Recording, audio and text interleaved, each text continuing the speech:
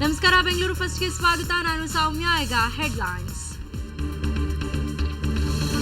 ನೆಲದೊಳಗೆ ಓಡಲಿದೆ ಮೆಟ್ರೋ ರೈಲು, ಕಾಮಗಾರಿ ಸಾಗಿದೆ ಬಲು ಜೋರು. ಸುರಂಗದಲ್ಲಿ ಸುವರ್ಣ ನ್ಯೂಸ್ ಪ್ರತ್ಯಕ್ಷ ವರದಿ. ಬಿಬಿಎಂಪಿ ಬಿಡಿಎ ಆಯುಕ್ತರ ವರ್ಗಾವಣೆ, ಶಂಕರಲಿಂಗೇಗೌಡರ ಜಾಗಕ್ಕೆ ಗೋಯಲ್ ನೇಮಕ, ಶ್ಯಾಮ್ ಭಟ್ರಿಗೆ ಬಿಡಿಎ ಜವಾಬ್ದಾರಿ.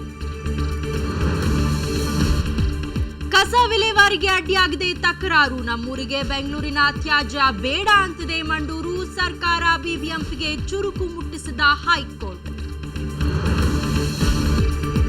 ಕೊಹ್ಲಿ ಪೂಜಾರ ಟೆಸ್ಟ್ನಲ್ಲಿ ಮಾಡ್ತಾರೆ ಕಮಾಲ್, ಟೀಂ ಇಂಡಿಯಾದ ಭವಿಷ್ಯ ನುಡಿದ್ರು ರಾಹುಲ್. ಸುವರ್ಣ ನ್ಯೂಸ್ನೊಂದಿಗೆ ಕನ್ನಡದಲ್ಲೇ ಮನಬಿಚ್ಚಿ ಮಾತನಾಡಿದ ವಾಲ್. ಪ್ರೀತಿಸಿದ ಯುವ ಜೋಡಿ ತುಳಿಯಿತು ಸಪ್ತಪದಿ, ಮಂಗಳ ಕಾರ್ಯಕ್ಕೆ ಸಾಕ್ಷಿಯಾಯಿತು ರಾಜ್ ಸಮಾಧಿ. ಸಿಲಿಕಾನ್ ಸಿಟಿಯಲ್ಲಿ ಹೀಗೊಂದು ವಿಶಿಷ್ಟ ಮದುವೆ.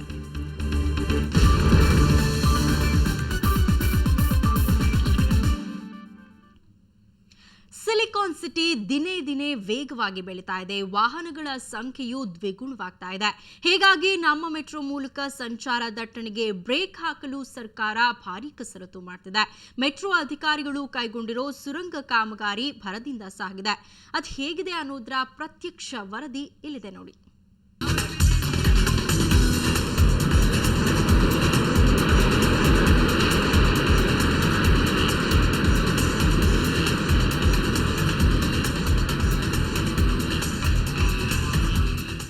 ಅಬ್ಬಬ್ಬಾ, ಈ ಸುರಂಗ ನೋಡಿದ್ರೆ ಅಚ್ಚರಿ ಅನ್ಸುತ್ತೆ. ಮೆಟ್ರೋ ಕೈಗೊಂಡಿರುವ ಸುರಂಗ ಕಾಮಗಾರಿ ಭರದಿಂದ ಸಾಗಿದೆ. ನಗರದ ರಸ್ತೆಗಳಿಗೆ ಕೊಂಚವೂ ಡಿಸ್ಟರ್ಬ್ ಆಗದಂತೆ ಈ ಸುರಂಗ ಕಾಮಗಾರಿಯನ್ನ ಬಹಳ ನಾಜೂಕಿನಿಂದ ಮಾಡಲಾಗಿದೆ. ಇವಾಗಲೇ ನಾವು ಈ ತಾಂತ್ರಿಕತೆ ಅಳವಡೆ ಮಾಡಿಕೊಂಡು ಮೆಜೆಸ್ಟಿಕ್ನಿಂದ ಅಪ್ ಟು ಸೆಂಟ್ರಲ್ ಕಾಲೇಜ್ ತಗೊಂಡು ಇವತ್ತು ನಾವು ಸೆಂಟ್ರಲ್ ಕಾಲೇಜಿಂದ ತಾವು ಇವಾಗ ನೋಡಿದ ಸುರಂಗ ಮಾರ್ಗ ಅಪ್ ಟು KR ಸರ್ಕಲ್ ತನಕ ಹೋಗಿದ್ದೀವಿ ಆಲ್ರೆಡಿ. ಸೊ ಇದರಲ್ಲಿ ಮುಖ್ಯವಾಗಿ ನಮಗೆ ಬರ್ತಿರೋವಂಥ ಅಡಚಣೆ ಏನು ಅಂದರೆ ಸುಮಾರು ಕಲ್ಲುಗಳು ಸಿಗೋದು. ಬೆಂಗಳೂರನ್ನ ಕೇವಲ 33ರಿಂದ 44 ನಿಮಿಷದೊಳಗೆ ಸುತ್ತಾಕಬಹುದು. ಆದ್ರೆ ಈ ಕನಸು ನನಸಾಗೋದು ಅಷ್ಟು ಸುಲಭವಲ್ಲ. ಅದೇನಿದ್ರೂ ಮೆಟ್ರೋ ಕಾಮಗಾರಿ ಪೂರ್ಣಗೊಂಡ ಬಳಿಕವಷ್ಟೇ ಸಾಧ್ಯವಾಗಲಿದೆ. ಈ ನಿಟ್ಟಿನಲ್ಲಿ ಕಳೆದ 1 ವರ್ಷದಿಂದ BMRCL ಕಾಮಗಾರಿ ನಡೆಸ್ತಾನೆ ಇದೆ. ಮೆಟ್ರೋದ ಅಂಡರ್ಗ್ರೌಂಡ್ ಭಾಗ 8.82 ಕಿಲೋಮೀಟರ್ ಇರಲಿದ್ದು, ಸದ್ಯ ಮೆಜೆಸ್ಟಿಕ್ನಿಂದ ಸೆಂಟ್ರಲ್ ಕಾಲೇಜುವರೆಗೆ 2 ಕಿಲೋಮೀಟರ್ನಷ್ಟು ಸುರಂಗ ಮಾರ್ಗದ ಕಾಮಗಾರಿ ಪೂರ್ಣಗೊಂಡಿದೆ. ಸುರಂಗ ಕಾಮಗಾರಿ ಒಂದು ಸುತ್ತು ಬರಲು 6 ಸೆಗ್ಮೆಂಟ್ಗಳನ್ನು ಬಳಸಲಾಗುತ್ತಿದೆ. ಅಲ್ಲದೆ ಟನಲ್ ಮಿಷನ್ ವೀಕ್ಷಿಸಲು ಕಂಪ್ಯೂಟರೈಸ್ಡ್ ವ್ಯವಸ್ಥೆ ಮಾಡಲಾಗಿದೆ. ಡ್ರೈವರ್ ಕ್ಯಾಬಿನ್ ಅಂತ ಹೇಳಿ ಇಲ್ಲಿಂದ ನಾವು ಲೆಫ್ಟ್ ರೈಟು ಮೇಲೆ ಕೆಳಗೆ ತಿರುಗಿಸೋಕ್ಕೆ ನಾಬ್ಸು. ಈಗ ನಾವು ಇಲ್ಲಿ ನೋಡಿ, ಈಗ ಅಲೈನ್ಮೆಂಟ್ ತೊಗೊಂಡಿರ್ತೀವಿ. ಈಗ ಅಲೈನ್ಮೆಂಟ್ ನಾವು ಈಗ ಸ್ವಲ್ಪ ಆ ಕಡೆ 1 ಮೀಟರ್ ಆ ಕಡೆ ಹೋದರೂ ಕೂಡ ನಮಗೆ ಇದರಲ್ಲಿ ಇಂಡಿಕೇಶನ್ ಬಂದುಬಿಡುತ್ತೆ. Driver will adjust it back to the original position.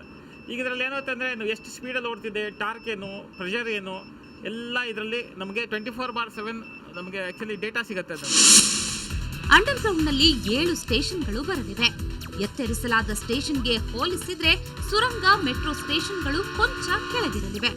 ಸುರಂಗ ಸ್ಟೇಷನ್ಗೆ ಎಂಟ್ರಿ ಆದ್ರೆ ಮೊದಲು entry Gates, ticket, lift facility ಹಾಗೂ 3ನೇ ಬೇಸ್ಮೆಂಟ್ನಲ್ಲಿ ಮಧ್ಯೆ ಫುಟ್ಪಾತ್ ಫೆಸಿಲಿಟಿ ಸಹ ಇದೆ. 2 ಭಾಗದಲ್ಲಿ ರೈಲು ಸಂಚಾರಕ್ಕೆ ಅವಕಾಶ ನೀಡಲಾಗಿದೆ. ಅಂದಹಾಗೆ ಈ ಕಾಮಗಾರಿ 2014 ಡಿಸೆಂಬರ್ ತಿಂಗಳಲ್ಲಿ ಪೂರ್ಣವಾಗುತ್ತಂತೆ. ಬೆಂಗಳೂರಿನಿಂದ ಕ್ಯಾಮರಾಮನ್ ಸತೀಶ್ ಜೊತೆ ನಂದಿನಿ, ಸುವರ್ಣ ನ್ಯೂಸ್. ಬೆಂಗಳೂರಿನ ಕಸ ವಿಲೇವಾರಿ ಸಮಸ್ಯೆ ಸದ್ಯಕ್ಕೆ ಬಗೆಹರಿಯುವಂತೆ ಕಾಣ್ತಾ ಇಲ್ಲ. ಯಾಕಂದ್ರೆ ಕೆಲ ದಿನಗಳಿಂದ ಕಸ ವಿಲೇವಾರಿ ಆಗ್ತಾ ಇದ್ದ ಮಂಡೂರು ಜನತೆ ನಮ್ಮೂರಿಗೆ ಕಸ ಹಾಕಬೇಡಿ ಅಂತ ಪಟ್ಟು ಹಿಡಿದಿದ್ದಾರೆ. ರಸ್ತೆಗಿಳಿದು ಪ್ರತಿಭಟನೆಯನ್ನು ನಡೆಸಿದ್ದಾರೆ. ಇನ್ನು ಹೈಕೋರ್ಟ್ ಕೂಡ ಬಿಬಿಎಂಪಿ ಮತ್ತು ಸರ್ಕಾರಕ್ಕೆ ಚಾಟಿ ಬೀಸಿದೆ.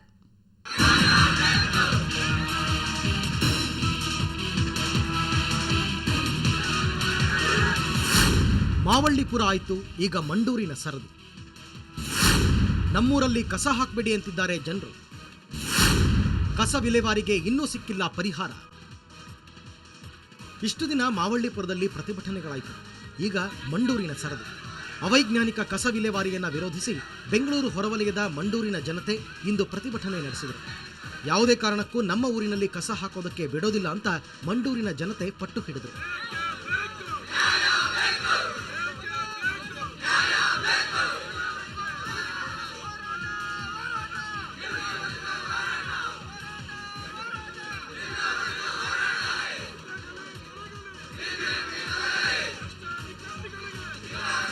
ಒಂದು ಅರ್ಧ ಕಿಲೋಮೀಟ್ರ್ ಆಗುತ್ತೆ ನಮ್ಮ ಇದು ಏರಿಯಾ ಅದಕ್ಕೆ. ಅಲ್ಲಿ ನಾವು ತೋಟದಲ್ಲಿ ಕೆಲಸ ಮಾಡ್ತಾ ಇರಬೇಕು. ಆ ವಾಸನೆಯಲ್ಲಿ ಊಟ ಮಾಡೋಕ್ಕೆ ಸುಧಾ ಆಗ್ತಾ ಇಲ್ಲ, ಅಷ್ಟೊಂದು ಇದು ಸೊಳ್ಳೆಗಳೈತೆ.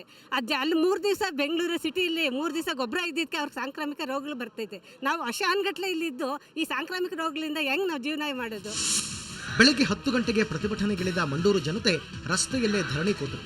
ಸ್ಥಳೀಯರ ಸಮಸ್ಯೆ ಆಲಿಸಲು ಸ್ಥಳಕ್ಕಾಗಮಿಸಿದ ಆರೋಗ್ಯ ಸಚಿವ ಅರವಿಂದ ಲಿಂಬಾವಳಿ ಈಗಾಗಲೇ ಚಿಂತಾಮಣಿ ಹತ್ತಿರ ಜಾಗದ ಹುಡುಕಾಟ ಪ್ರಾರಂಭವಾಗಿದೆ, ಹೀಗಾಗಿ ಇನ್ಮೇಲೆ ಕಸ ವಿಲೇವಾರಿಯನ್ನು ಕೋಲಾರ ಹಾಗೂ ಚಿಂತಾಮಣಿಯಲ್ಲಿ ವಿಲೇವಾರಿ ಮಾಡಲಾಗುವುದು ಎಂದರು.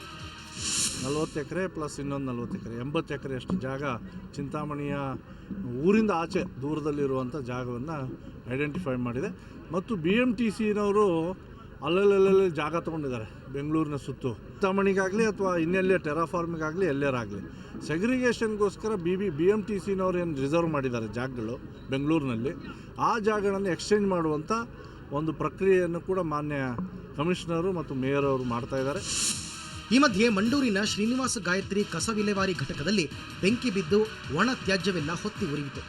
ಸ್ಥಳಕ್ಕೆ ಬಂದ ಅಗ್ನಿಶಾಮಕ ದಳ ಬೆಂಕಿ ನಂದಿಸುವ ಪ್ರಯತ್ನ ಮಾಡಿದರು. ಇತ್ತ ಗಾರ್ಬೇಜ್ ಸಿಟಿಯಾಗಿರುವ ಗಾರ್ಡನ್ ಸಿಟಿ ಬೆಂಗಳೂರಿನ ಈಗಿನ ಸ್ಥಿತಿಗೆ ಕಾರಣವಾಗಿರುವ BBMPಯನ್ನು ಹೈಕೋರ್ಟ್ ತರಾಟೆಗೆ ತೆಗೆದುಕೊಂಡಿದೆ. ಉತ್ತಮ ವಾತಾವರಣದಲ್ಲಿ ಬದುಕುವ ನಾಗರಿಕನ ಹಕ್ಕನ್ನೇ BBMP ಕಸಿದುಕೊಂಡಿದೆ ಅಂತ ಹೈಕೋರ್ಟ್ ಅಭಿಪ್ರಾಯಪಟ್ಟಿದೆ. ಬೆಂಗಳೂರಿನ ರಸ್ತೆಗಳಲ್ಲಿ ರಾಶಿಯಾಗಿ ಬಿದ್ದಿರುವ ಕಸ ವಿಲೇವಾರಿಗೆ ಕೈಗೊಂಡಿರೋ ಕ್ರಮದ ಬಗ್ಗೆ 3 ದಿನಗಳಲ್ಲಿ ವಿಸ್ತೃತ ವರದಿ ನೀಡಿ ಅಂತ BBMPಗೆ ತಾಕೀತು ಮಾಡಿದೆ. ಕಸ ವಿಲೇವಾರಿಯಲ್ಲಿ ವಿಫಲವಾಗಿರುವ ಸರ್ಕಾರದ ಕ್ರಮಕ್ಕೂ ಅಸಮಾಧಾನ ವ್ಯಕ್ತಪಡಿಸಿದೆ. ಬೆಂಗಳೂರಿನಿಂದ ಕ್ಯಾಮರಾ ಪರ್ಸನ್ ಶಿವಕುಮಾರ್ ಜೊತೆ ಅಶ್ವಿನಿ ಮತ್ತು ಮಾರುತಿ, ಸುವರ್ಣ ನ್ಯೂಸ್. ಬೆಂಗಳೂರಲ್ಲಿ ಕಸ ವಿಲೇವಾರಿ ರಗಳೆ ಮುಂದುವರೆದಿರುವಾಗಲೇ BBMP ಆಯುಕ್ತರ ವರ್ಗಾವಣೆಯಾಗಿದೆ. ಆಯುಕ್ತ ಶಂಕರಲಿಂಗೇಗೌಡರನ್ನ ಎತ್ತಂಗಡಿ ಮಾಡಿ ರಾಜ್ಯ ಸರ್ಕಾರ ಆದೇಶಿಸಿದೆ. ಶಂಕರಲಿಂಗೇಗೌಡರನ್ನ ತೋಟಗಾರಿಕೆ ಇಲಾಖೆಗೆ ವರ್ಗಾವಣೆ ಮಾಡಲಾಗಿದ್ದು, BBMP ಆಯುಕ್ತರನ್ನಾಗಿ ರಜನೀಶ್ ಗೋಯಲ್ರನ್ನ ನೇಮಿಸಲಾಗಿದೆ. ಇದೇ ವೇಳೆ BDA ಆಯುಕ್ತರನ್ನಾಗಿ ಶ್ಯಾಮ್ ಭಟ್ ಅವರನ್ನ ನೇಮಿಸಲಾಗಿದೆ. ಒಟ್ಟಾರೆ 19 ಅಧಿಕಾರಿಗಳ ವರ್ಗಾವಣೆ ಮಾಡಲಾಗಿದೆ.